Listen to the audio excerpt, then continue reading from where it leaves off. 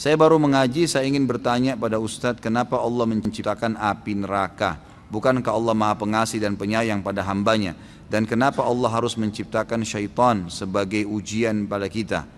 Bagaimana juga dengan parade tauhid yang akan diadakan tanggal 16 nanti, apakah saya boleh ikut? Ya. Jadi begini, yang paling pertama dulu, ada beberapa keputusan yang kita bisa tanya, ada yang tidak. Saya kasih contoh gini, kalau saudara kita yang bertanya ini, antum kerja di satu perusahaan, perusahaan itu punya building, gitu kan? Warna buildingnya coklat, jendelanya 1000 jendela misalnya, liftnya warna abu-abu, bentuk di dalam keramiknya warnanya ini.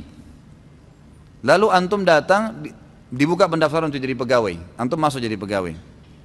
Waktu antum jadi pegawai, kira-kira yang antum lakukan pertama, tanya dan protes kenapa buildingnya warna coklat, kenapa liftnya warna abu-abu, kenapa begini dan begitu? Atau antum fokus ke tugas antum?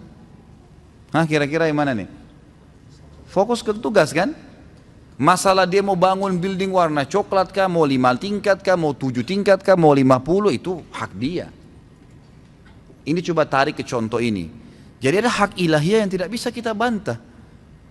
Kalau kita mau protes sampai ke situ, itu jauh sekali tuh. Nanti yang hal kecil, kenapa sholat duhur dan asar 4 rakaat 4 rakaat? Kenapa Allah buat begini ya? Kenapa enggak? Ini jam 12 siang 4 rakaat, jam 4 siang, jam 4 sore 4 rakaat. Digabung aja jam 2 siang sekalian 4. Kenapa ya Allah 2? Gak bisa, kita nggak punya wewenang di situ.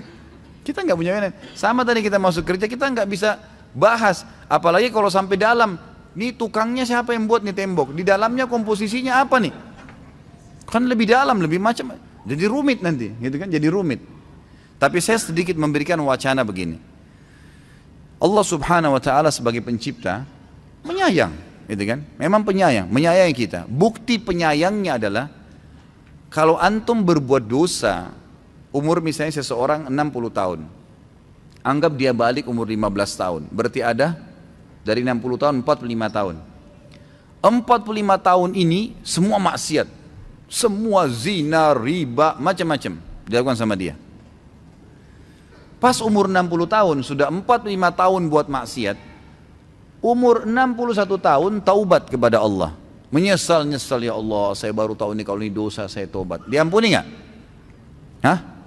Ini masih hidup nggak ini? Tidak ada jawaban. Nanti kalau ada yang tanya poligami baru semangat. Ini ikhwah ini memang nih. Jadi diampuni dosanya kan?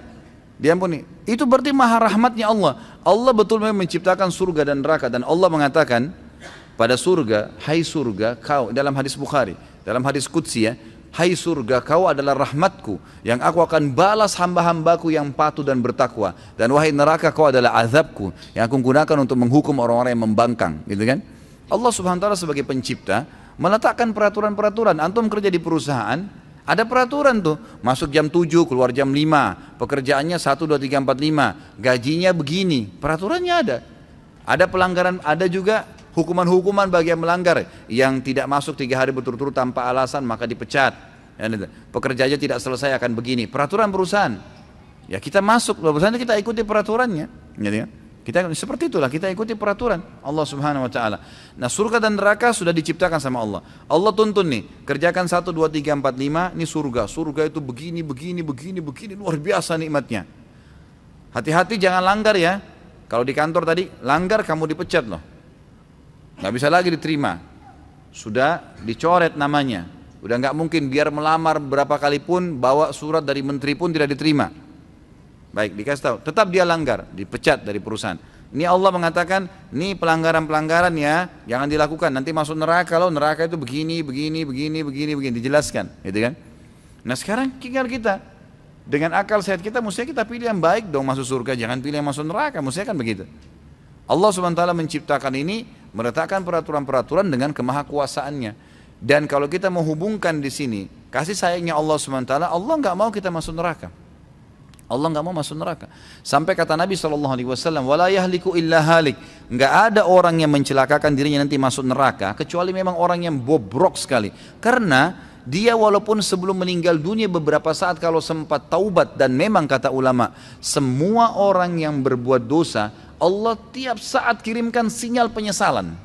Subhanallah, nggak ada orang buat dosa tuh nggak nyesel. Dimasukin walaupun dia penjahat, itu setiap habis membunuh atau dia habis berzina, habis mencuri, itu biar mulutnya senyum, tetap dalam hatinya itu ada kecamuk penyesalan.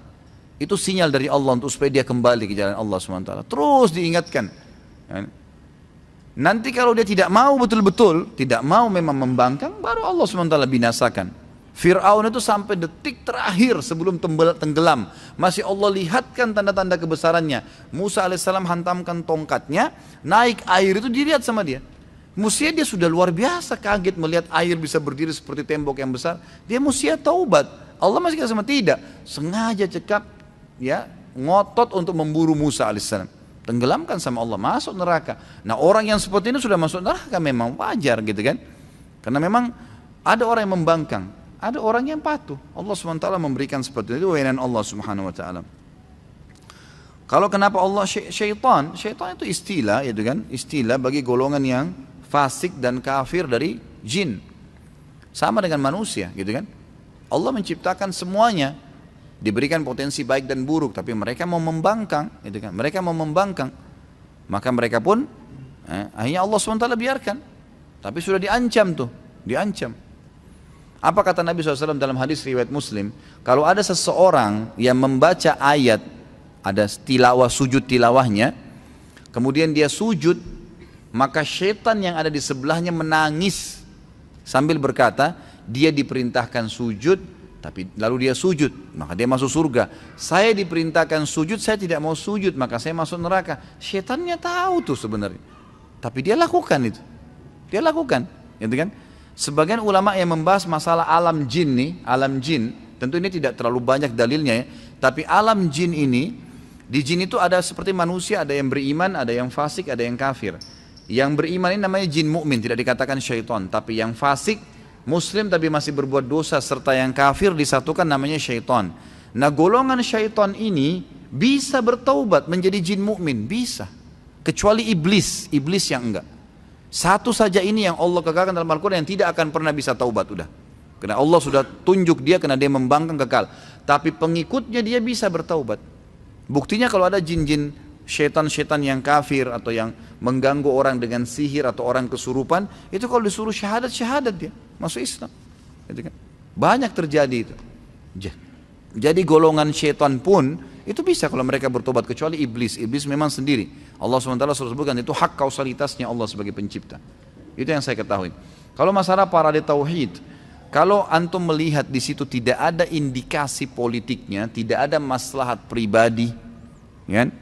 Dan antum melihat situ ada mensyiarkan kekuatan kaum muslimin, saya tidak melihat ada pelanggaran. Saya pribadi tidak pelanggaran, karena ini bukan demo untuk parpol, untuk maslahat pribadi, bukan. Ini untuk menunjukkan kita ini umat Islam bertauhid, kan gitu. Dan ini Nabi SAW seringkali mengajak kaum muslimin untuk hadir di sholat Idul Fitri Idul Adha. Dan Nabi SAW menyuruh di Idul Fitri itu untuk keluar seluruh perempuan, termasuk yang berhalangan, termasuk orang tua, supaya mereka memperlihatkan jumlah kaum muslimin, gitu kan, jumlah mereka yang banyak. Di zaman sekarang ini banyak orang-orang yang menganggap remeh kaum muslimin. Saya tidak tahu niatnya teman-teman ini apa, insya Allah mudah-mudahan baik, gitu kan. Tapi kalau mereka niatnya baik memang untuk menunjukkan itu dan tidak ada indikasi politik di sini, tidak ada unsur maslahat pribadi, murni karena agama dan dilihat ini untuk menunjukkan bahwa saya umat Islam punya kekuatan, saya tidak melihat ada masalah di situ. Saya tidak melihat, asal tidak membuat kerusakan, tidak ada pelanggaran-pelanggaran syar'i ya.